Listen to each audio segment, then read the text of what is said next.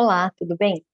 Agora eu vou vir trazer para vocês um formato de aula um pouco diferente, porque eu quero mostrar para vocês e preencher junto com vocês a matriz de prescrição. Então eu vou compartilhar aqui a tela com vocês, para a gente poder conhecer e a gente vai agora preencher a matriz de prescrição. Então, deixa só eu arrumar aqui.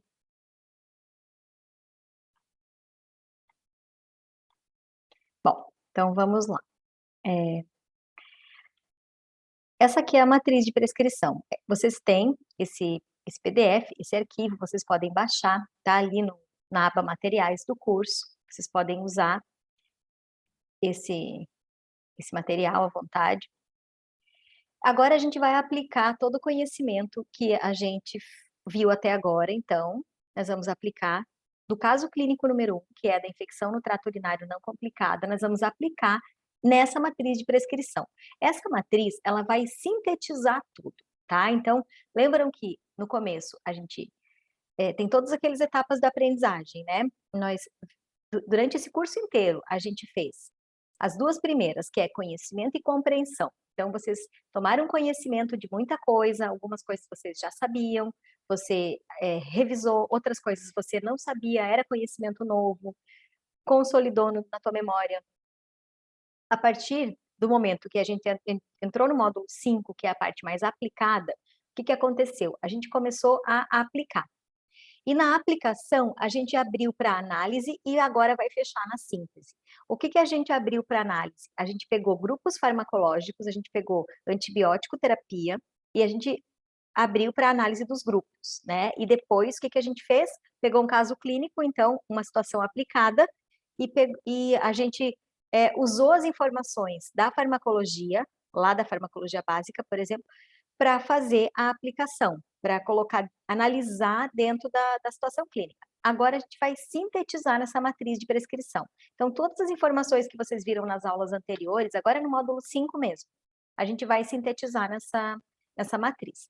Eu até já tinha digitado aqui, porque primeiro a gente começa sempre com definição do problema, então aqui estão as etapas, essa matriz ela sintetiza, ela tem as etapas, então definição do problema, necessidade de uso do medicamento, definição do objetivo terapêutico, escolha de grupo farmacológico, escolha de medicamento, tudo.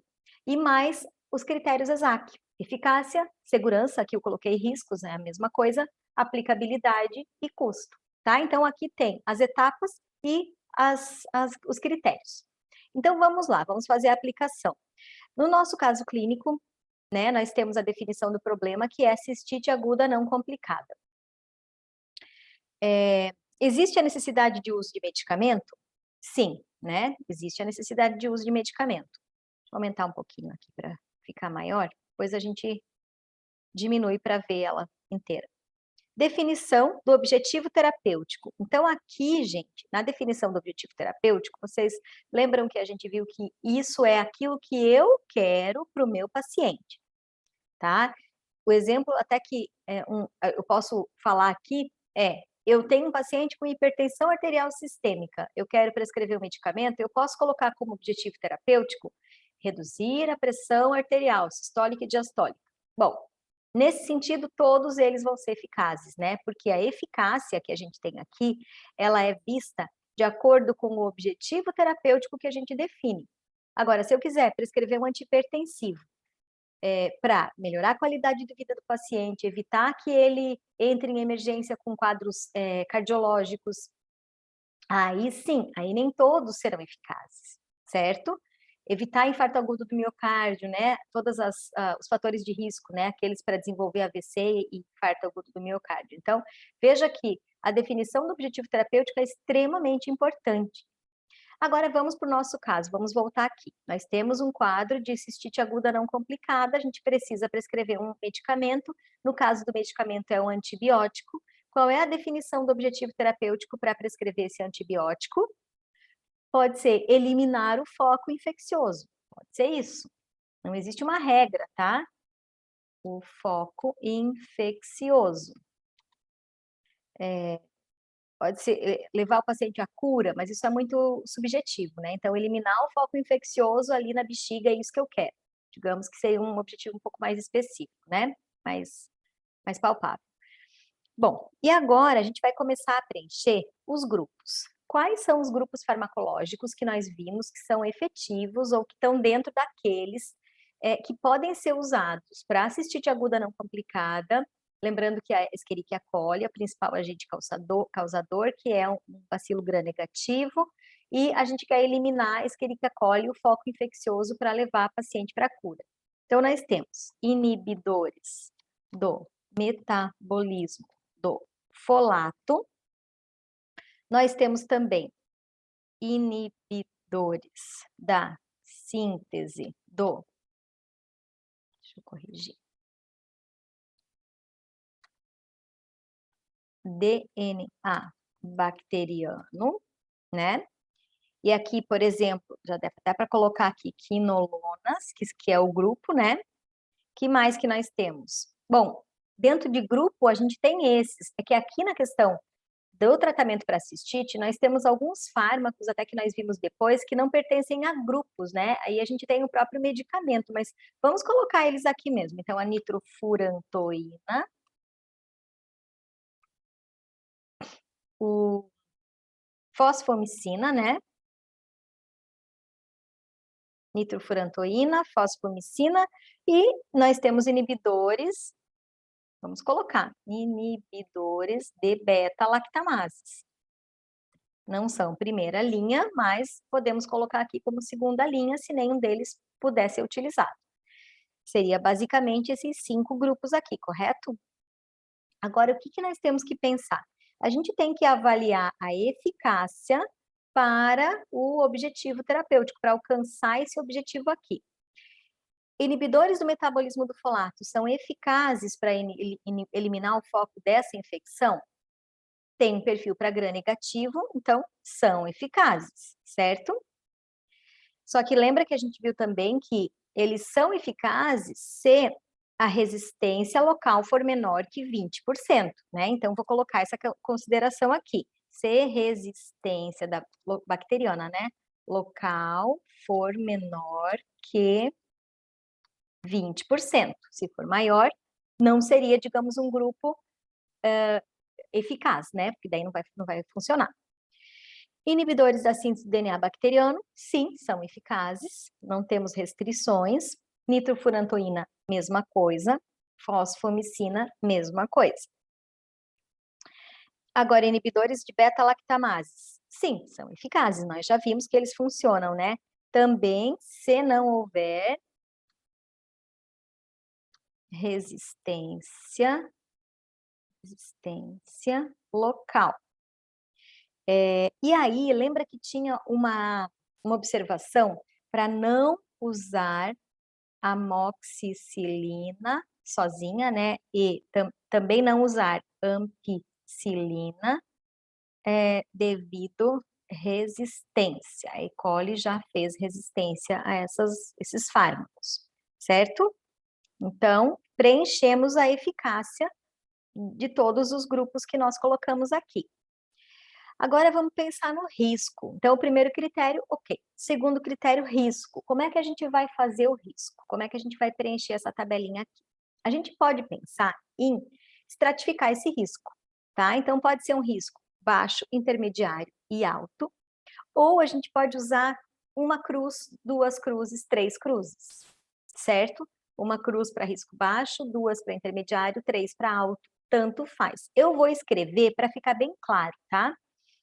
Bom, então, inibidores do metabolismo do folato, riscos. Lembra da aula que a gente viu agora sobre os critérios? Ali estão os riscos.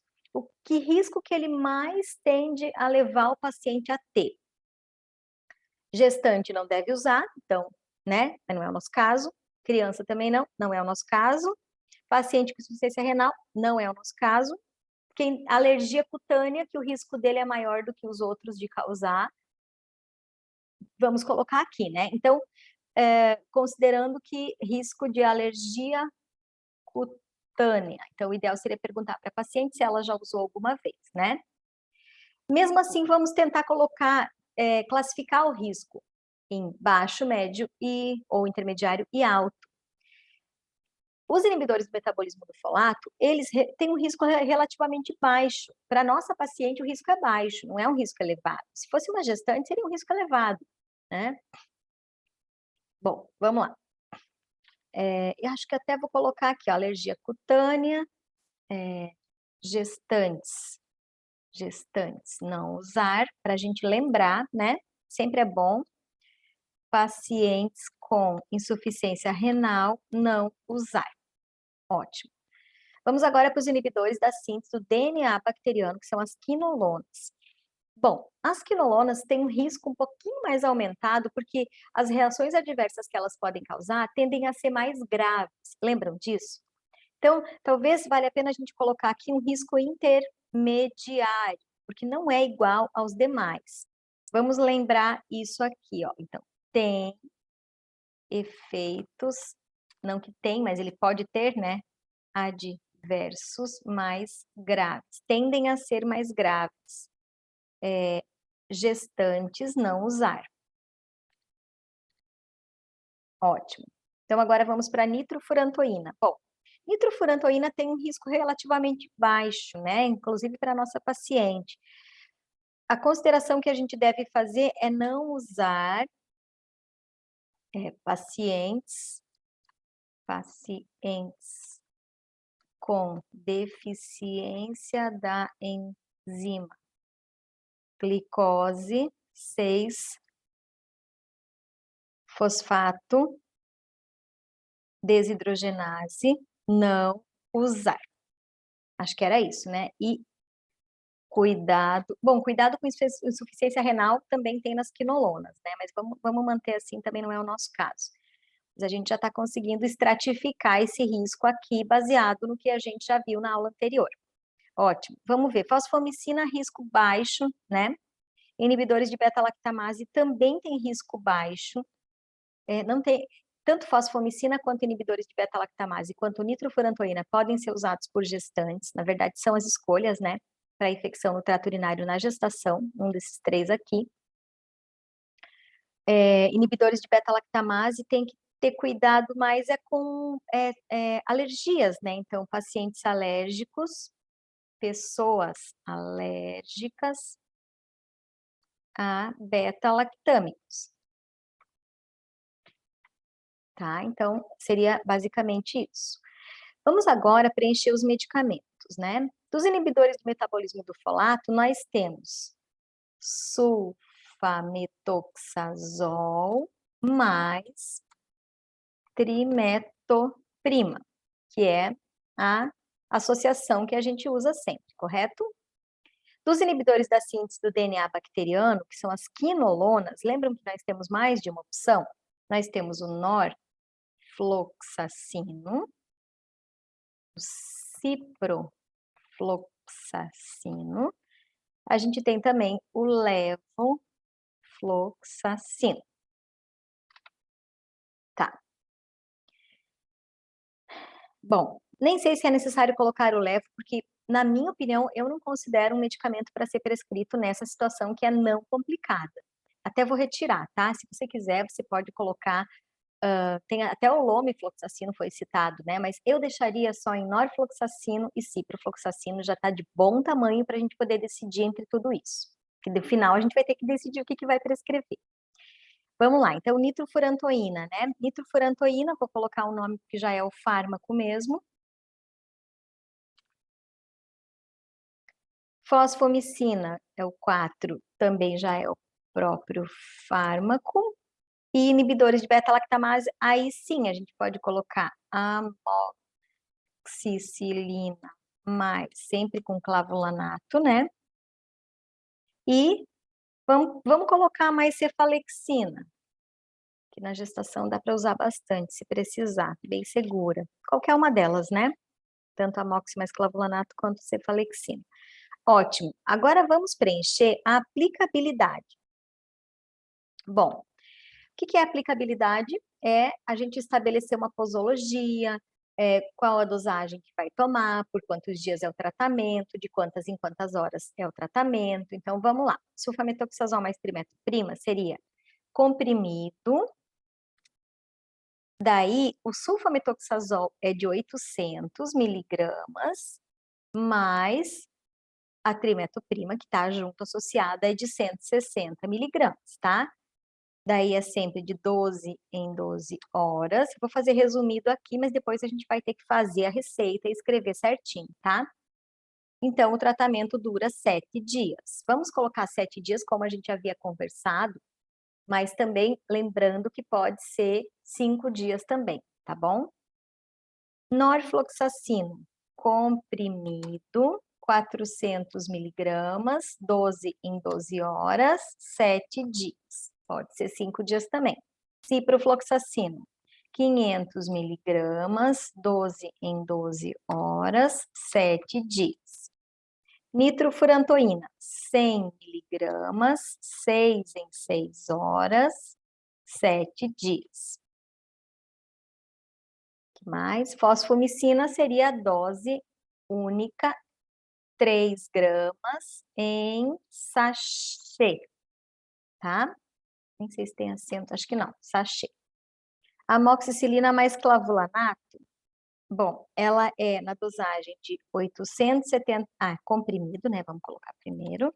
A amoxicilina é 875 miligramas, mais 125 do clavulanato, 12 em 12 horas, por 7 dias também.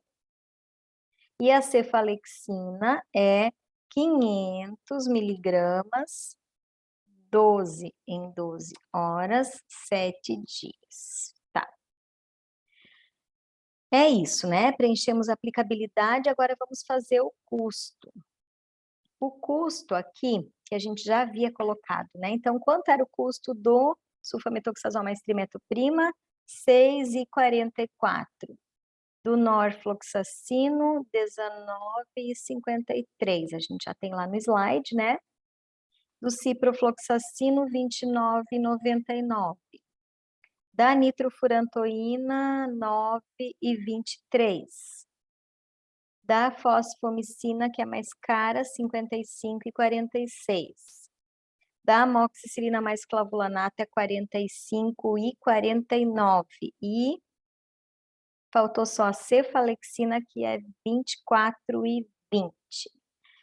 Pois bem, conseguimos preencher toda a matriz, tá? Então, vou só reduzir um pouquinho para a gente ver.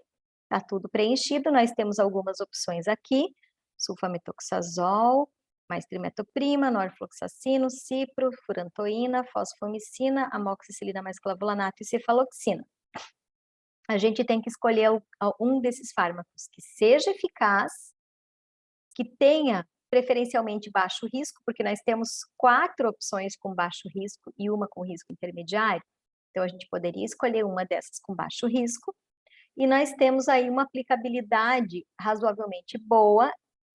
A nitrofurantoína aqui é a exceção, porque tem que ser usada a cada 4 horas, mas se isso não atrapalhar para o paciente, ela pode ser prescrita, certo? Até porque tem um custo bem acessível. Então, essa é a matriz de prescrição.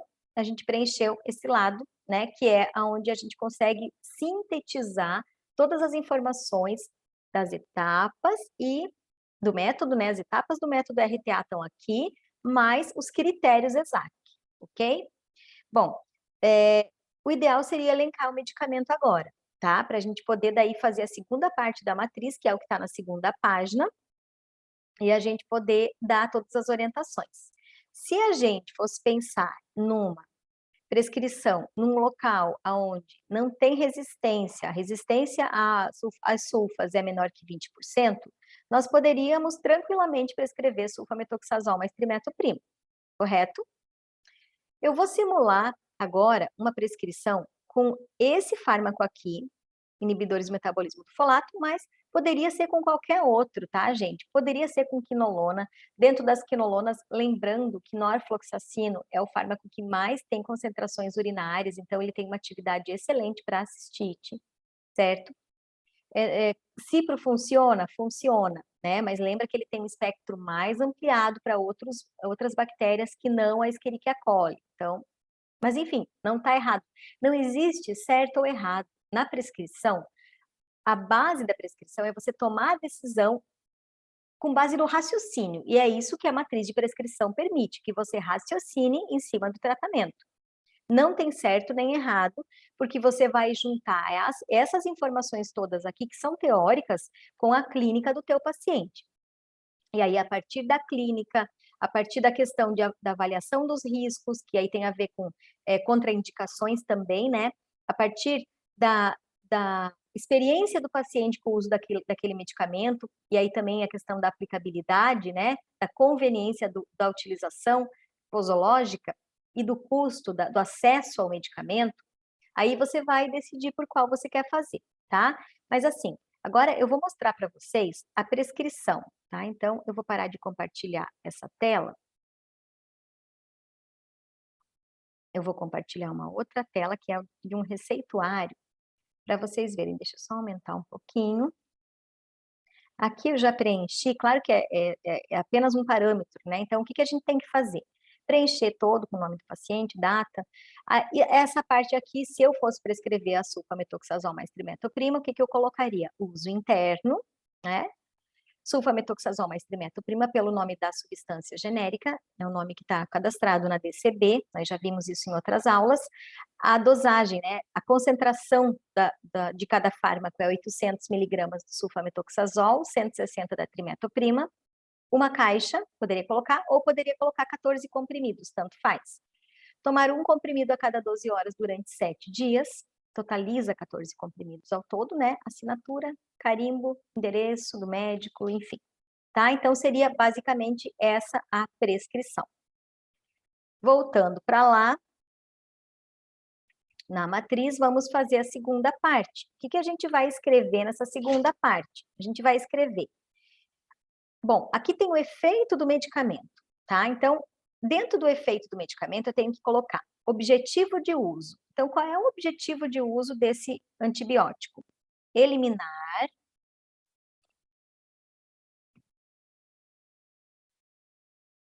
o crescimento bacteriano. Esse seria o objetivo de uso. Qual seria o início do efeito? Bom, o ideal é explicar para o paciente que o fármaco, o antibiótico, ele não começa a fazer o efeito para melhorar aquela dor, aquela sensação de urinar mais frequente, a partir do primeiro comprimido, que vai demorar pelo menos 3 dias para que esse antibiótico chegue na corrente sanguínea, ele crie um platô, uma estabilidade, né, na concentração plasmática do fármaco, tá? Então, vamos colocar aqui que o início do efeito a partir do terceiro dia de tratamento. Aí sim dá para a gente ver se o paciente está respondendo ou não. E a duração do efeito. Então, a duração do efeito pode ser de cada dose. Então, cada comprimido tem efeito de 12 horas, tá? Tem duração. Por isso que dá para explicar também para o paciente duração de efeito de 12 horas. Dá para explicar para o paciente que se ele não tomar outro comprimido dentro de 12 horas, a concentração vai baixar, a bactéria volta a crescer, ele não melhora. Então, por isso que não pode esquecer, né? Pular uma dose, tá? Então, é essa explicação que tem que ser dada, para que aconteça a adesão ao tratamento, que o paciente entenda, compreenda a importância de usar o antibiótico até o final do tratamento. Bom, efeitos adversos, o ideal é explicar para o paciente os mais frequentes e os mais relevantes.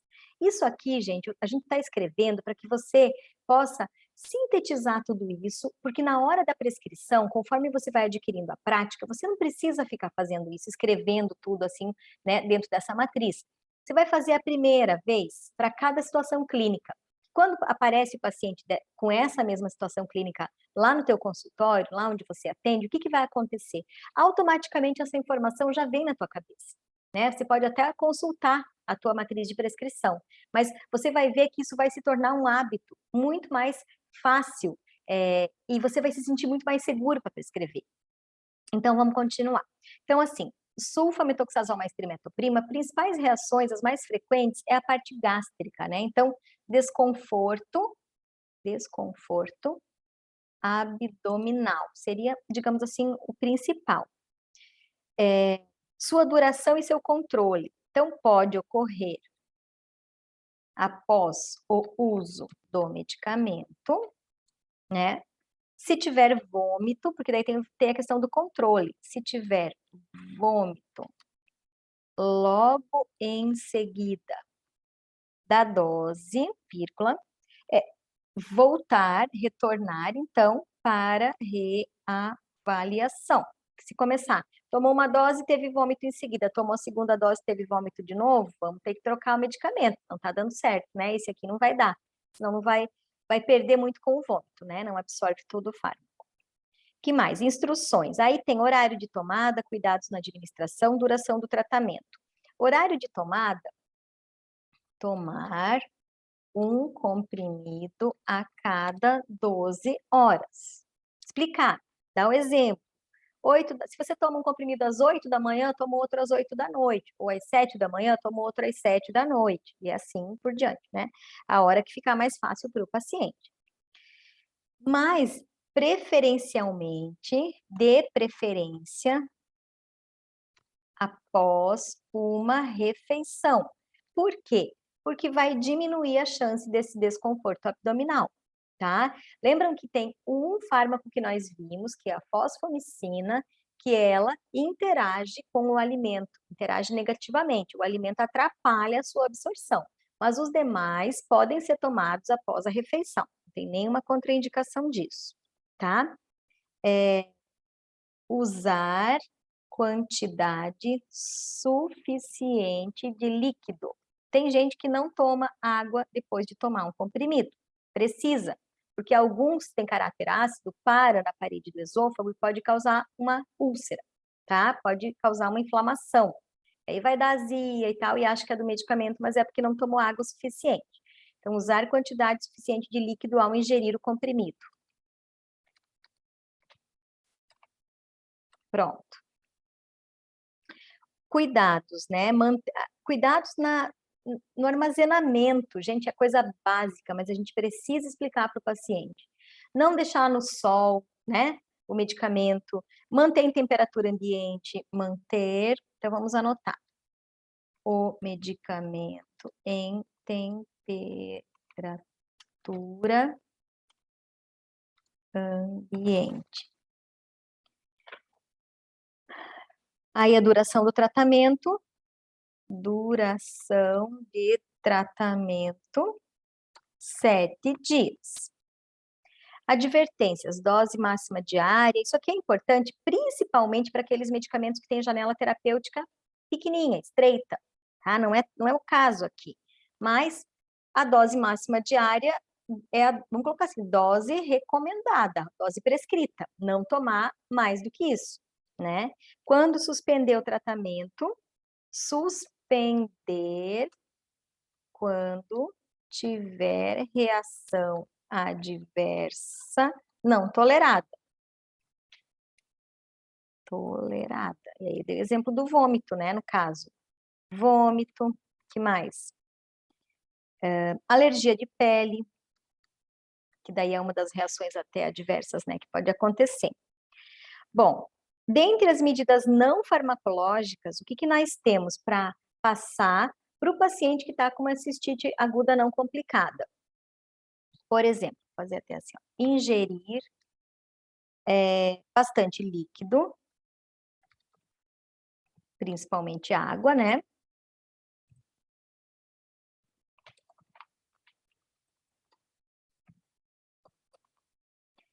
Evitar reter a urina. Reter a urina por muito tempo. Uma outra coisa importante é explicar para o paciente, no caso é uma mulher, né, para essa paciente, que quando ela urinar, ela precisa esvaziar totalmente a bexiga, para não deixar aquele volume, né, velho de urina, que aí sim as bactérias se proliferam. Quando urinar, esvaziar totalmente a bexiga.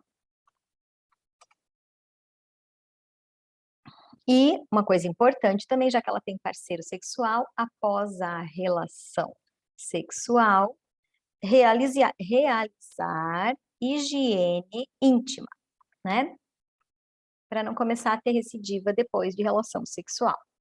Exames que foram pedidos foi só a urina tipo 1, e a nova consulta dá para a gente agendar um retorno para 10 dias, para poder ver se o tratamento deu certo, se está melhor, né? Reavaliar, ok? Então vejam que essa parte aqui de informações para o paciente, você pode fazer verbalmente para o paciente, mas o ideal, porque às vezes o paciente não vai lembrar de tudo, né? O ideal seria também fazer por escrito. Pode ser no verso da receita, pode ser numa outra folha separado, tá? Mas, claro, depende muito do nível, né, de escolaridade do paciente, ou do nível de compreensão que o paciente tem. E a gente sempre fala assim, ó, idealmente o paciente precisa repetir as informações mais importantes. A gente perguntar para o paciente, primeiro você explica, depois você pergunta, o que que você entendeu? Como é que você vai tomar então esse medicamento, né? Quando você vê que o paciente pode, às vezes, mostrar uma certa confusão. Mesmo assim, manda por escrito. Medidas não farmacológicas também, às vezes, é importante escrever, porque o paciente pode não lembrar, inclusive o retorno, a data do retorno. Então, essa aqui é a matriz de prescrição completa que nós preenchemos, tá? A gente vai deixar, essa aqui a gente preencheu, mas você pode também fazer a sua, preencher a sua, colocar de repente um outro medicamento que a gente estudou, que estava lá, tem mais beta-lactâmicos que dá para colocar, tem mais quinolonas que dá para colocar, tá? Então você pode colocar outras opções de tratamento também, não tem problema nenhum, tá bom? E é isso, né? Vamos fazer o esforço aí para a gente poder ir revisando. Então, é bom que essa matriz acaba nos ajudando a revisar tanto a parte farmacológica quanto a parte de aplicação na prescrição. Então, você pode usar ela em outras situações clínicas, que ela serve para todos os casos, para todas as situações, tá bom? Muito obrigada.